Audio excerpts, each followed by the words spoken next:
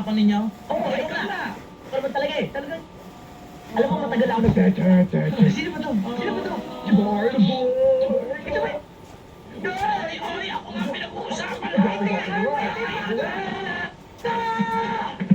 Mga walang hiya kayo! Ako nga pinag-uusapan ninyo!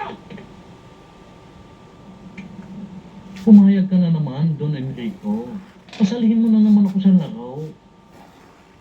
Tiborcio, kung nais mong gunitain, nung huli tayong maglaban, 3 milyon ang natalo sa iyo at yan ang utang mo sa akin ngayon. Magkano ngayon ang cheque dala mo? Ay, kalahating milyon. Kalahating milyon. Sa lamang ito, pariyan lamang iyan. Tiborcio, kung sakasakali at dalawin ka na naman ng bubod ng kamalas-malatan, paano ka makakabahin sa akin? Ay, alam mo namang malakas ang negosyo ng misis ko. Siya ang bahala sa akin. Backup niya ako.